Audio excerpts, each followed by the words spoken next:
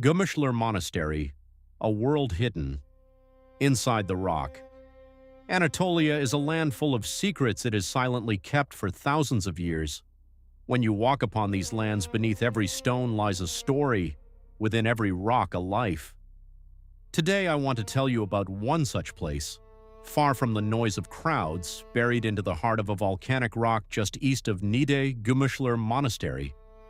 Gümüşler Monastery is a rock-cut monastic church carved into a large mass of tough rock in the Gümüşler district of Niğde.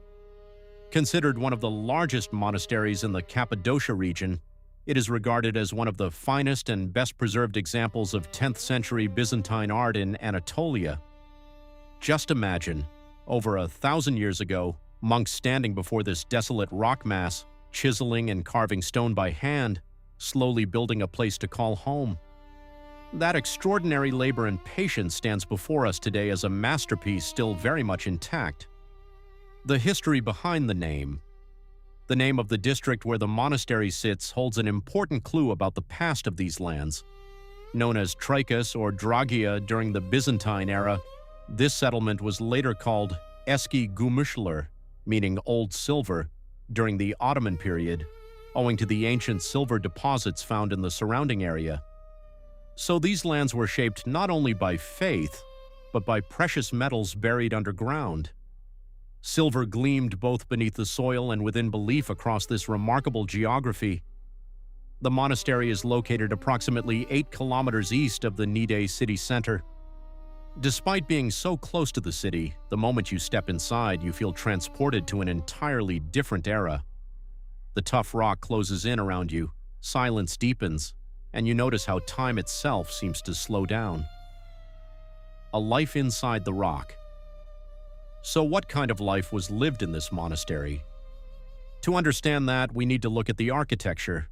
Carved into the main rock mass, the complex consists of a church, a dining hall, a food storage room, monk cells, and living spaces connected by secret passages.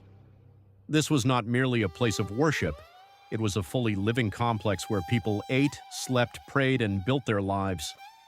Burial chambers are located on the northern side of the courtyard, while a multi-story underground city lies to the south, evidence that the monastery also served defensive and concealment purposes. Take a moment and place yourself in that era. There is danger outside, uncertainty everywhere, and yet here you are, inside the rock, sheltered and safe. Close to your God, far from the chaos of the world. Gümüşler Monastery is precisely that state of mind made permanent in stone.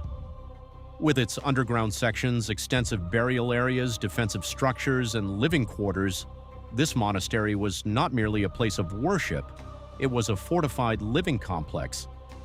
The world inside the church, the frescoes.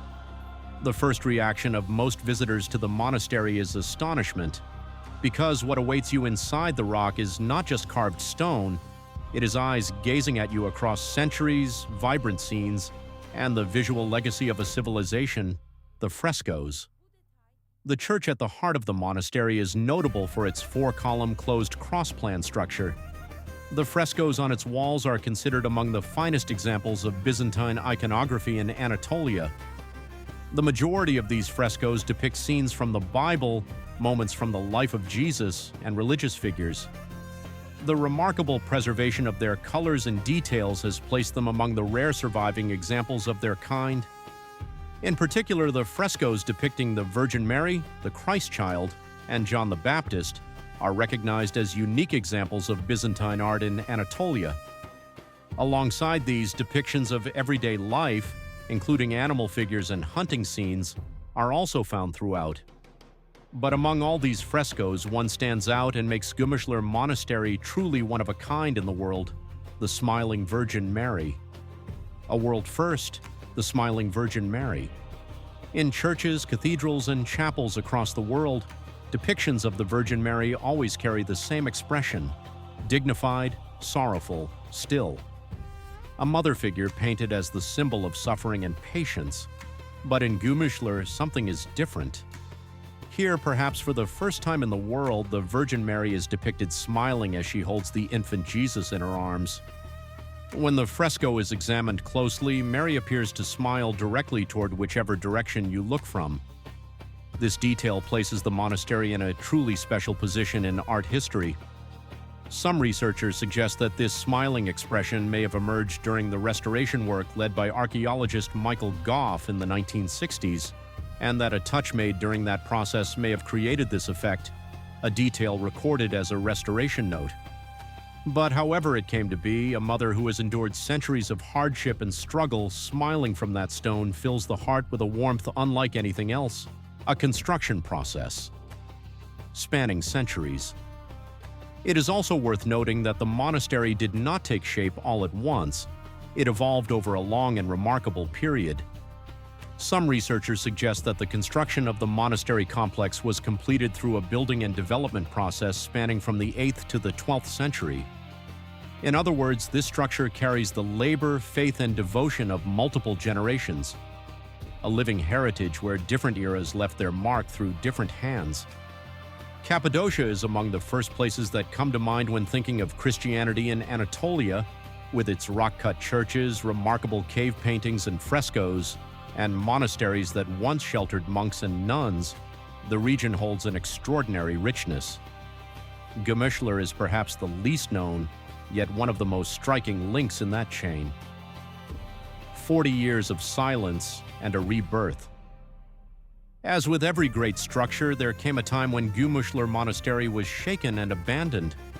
Following the 1924 Lausanne population exchange, the non-Muslim inhabitants of the Niğde region emigrated to Greece, and the monastery lost its function, was abandoned, and remained unused for 40 years.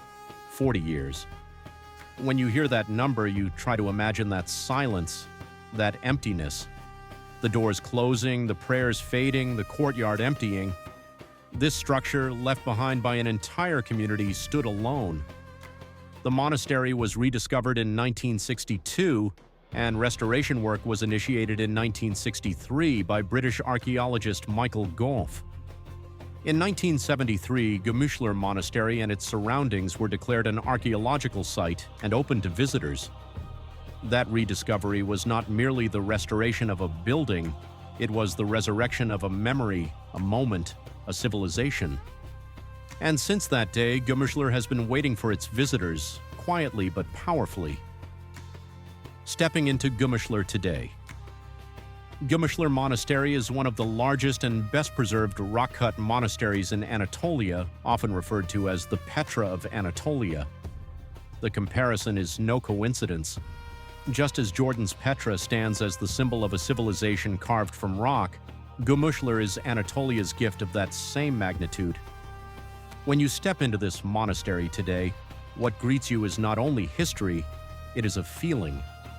The coolness of the stone, the vivid colors of the frescoes, the sunlit courtyard opening at the end of a dark corridor, and in every corner, the quiet presence of people who lived here 1,000 years ago. Through its architectural organization and artistic craftsmanship, Gümüşler Monastery transcends being a mere local place of worship and stands as a significant religious, cultural, and defensive structure of Byzantine-era Anatolia. Perhaps its most beautiful quality is this: despite all its greatness, all its historical and artistic significance, Gümüşler Monastery still rests in a calm and modest place, away from the crowds. It is waiting to be discovered. It is waiting for you. When you one day stand before the Smiling Virgin Mary's unparalleled fresco, remember, no matter which direction you look from, she will smile right back at you. And in that moment, you may find yourself at the very heart of a 1,000-year-old secret.